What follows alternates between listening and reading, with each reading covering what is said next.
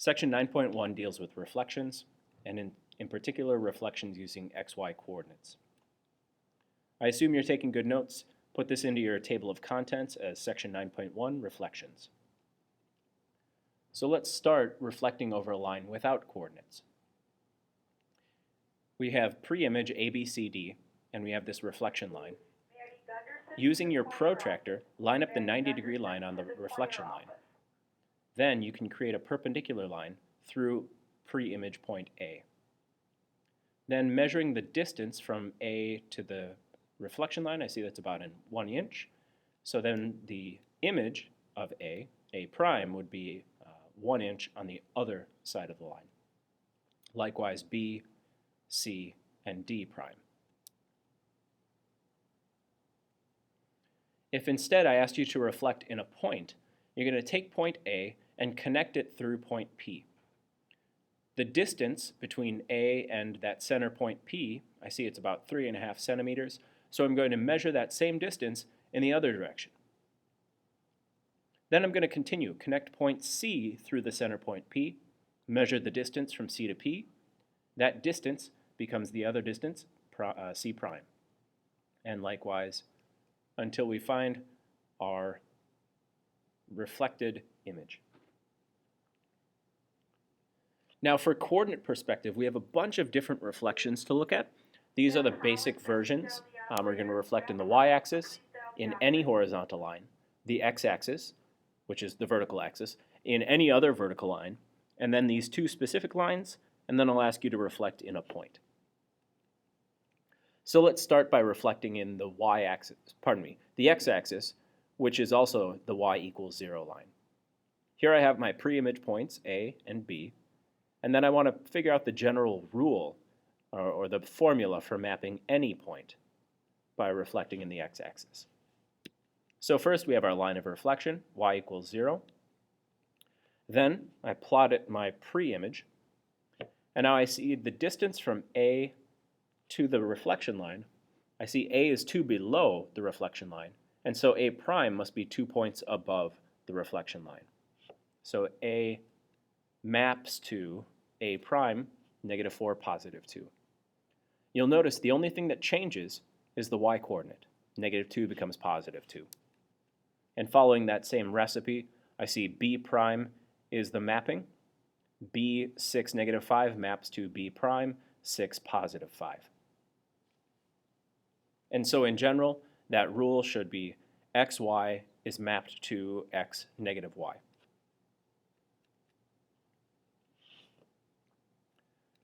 Next, if we're reflecting over the line y equals -3, so that is the horizontal line at y equals -3. First, let's plot the pre-image, and there's our reflection line. I see A and A prime both are their points on the reflection line. B, however, I see point B, the pre-image, as at 0, 1. And 0, 1 is 1, 2, 3, 4 units above the reflection line. And so I'll reflect 4 units below. So B prime is 0, -7.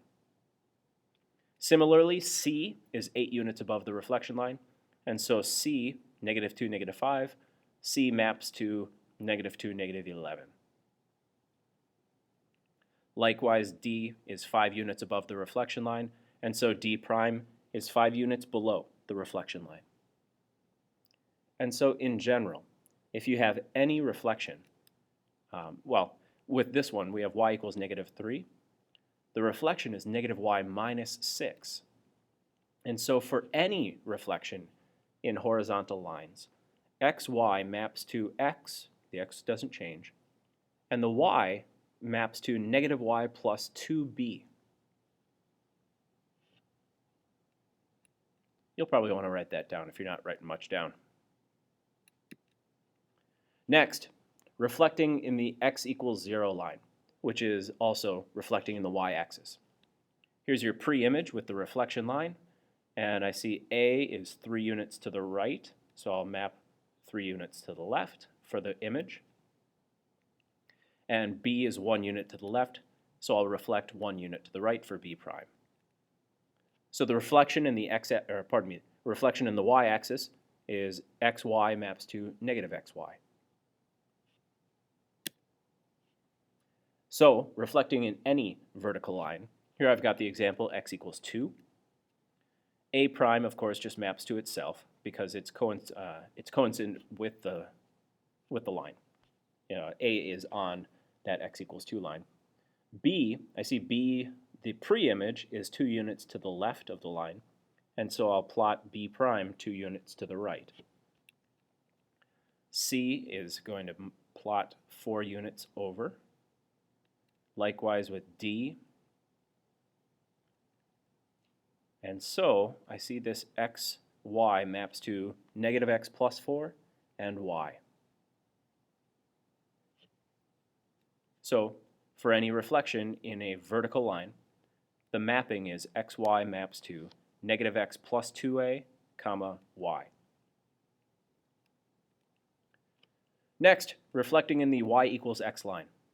Remember, y equals x is a line with a slope of 1 and a y-intercept of 0. So we're going to reflect this flag shape. If you take a look at point A, I know that point A has to reflect perpendicularly with that red line. And so you can figure if we count strictly horizontally, that's 5 boxes over. And so it's the reflection point should be 5 boxes up. So there's A prime.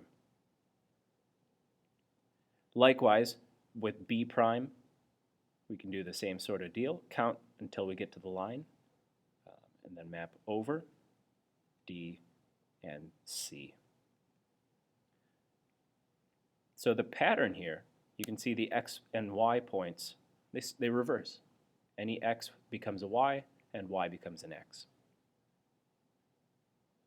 And then lastly, pardon me, not lastly, but additionally, we have y equals negative x, which is the same type of line, except instead of sloping upward, we have a sloping downward line.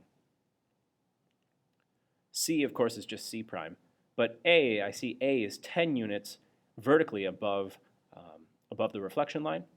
And so I would map A 10 units in the horizontal direction for a reflection.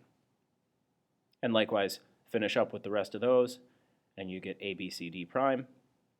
So the mapping, following the pattern of the pre-image and image points, our pattern should be xy maps to negative y, negative x.